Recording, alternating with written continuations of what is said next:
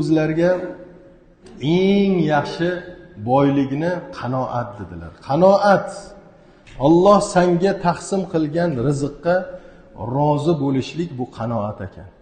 Xudoni bizaga bergan narsasi shu narsaga rozi bo'ladigan bo'lsak, bu eng katta boyligimiz ekan. Kimnidir uyida bitta velosipedi yo'qda minadigan. Shunday holatdagi odam bir kunlik nonini topsa, bir kunlik ovqatini shu bola chaqasiga olib kelib yedirsa, undan baxtli odam yo'qda. Ana shu odam kuni bo'yi charchab ishlaydi-yu, kechasi kuni kelib ro'zg'origa shu bola chaqasini oldiga bir kosa pishirgan xotinning ovqatini yeydi, shunday tashlaydi, qotib mazza qilib uxlaydi, ertalab yana turib ketadi. Unda g'am tashvish yo'q. Mana uni bunday qilay, buni bunday qilay, mana yerda buzay, mana yerda qurray degan narsa yo'q. Shu nonini topsa bo'ldi, shu kunlik ovqatini topsa bo'ldi, shunga xursand. Qanoat yashayapti. Umri o'tayapti. Harakat qilyapti, Alloh bergan rizqqa rozi bo'lyapti. O'g'rilik qilmayapti, pora olmayapti, birovning haqqini yemayapti. Qarang, shuncha gunohlardan u xolida u. Yine buni ziddiga, buni teskarisiga muqobilida bir odam borki, moli dunyo ko'p. Har kun pora oladi, har kun yoki o'g'rilik qilib kimnidir haqqini oladi. Uni uyi bor, joyi bor, mana yerga mashinasi bor, hamma narsasi bor, lekin halovati yo'q.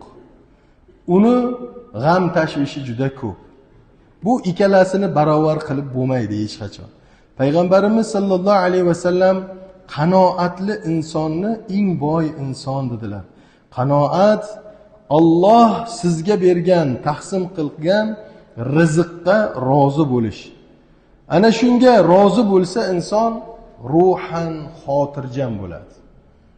Eng katta ne'mat ruhiy xotirjamlik. Qalbi tinch bo'ladi, nafsi rozi bo'ladi. Qur'oni Karimda Alloh subhanahu va taolo roziligini maqtagan va bandalarni shu dunyoda sinov uchun yaratib qo'yganligini Baqara surasini 155-157 oyatlarda marhamat qiladi. Astag'izu billah.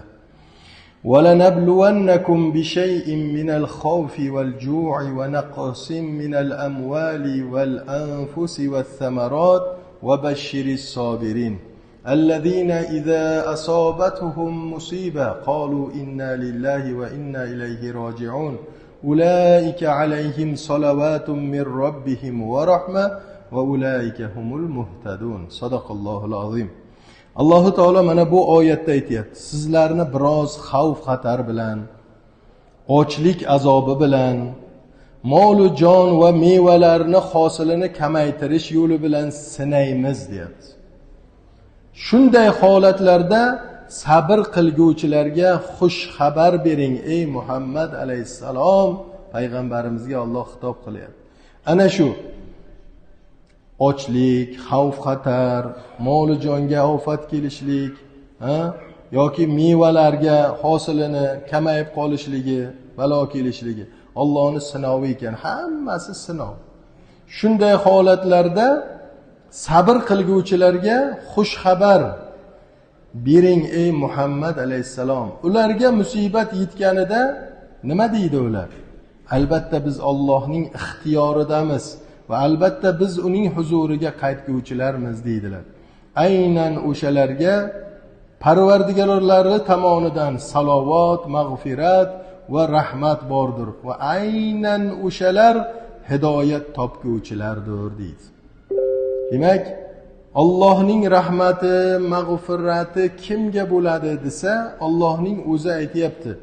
Biz sinagan sinovlarga sabr qilguvchi bandalarga, sabr qilib inna lillahi va inna ilayhi roji'un, biz Allohdan kelganmiz va unga qaytamiz deguvchilarga.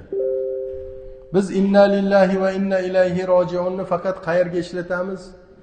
Janozalarga ishlatamiz, to'g'rimi? Buni istirjo deydi-da. Alloh taolodan demak madad so'rashlik, uni panohiga qaytishlikni e'tirof qilishlik. Rasululloh sollallohu alayhi vasallam oyoq kiyimlaringizni ipi uzilsa ham istirjo aytinglar deganlar. inna lillahi va inna ilayhi rojiun.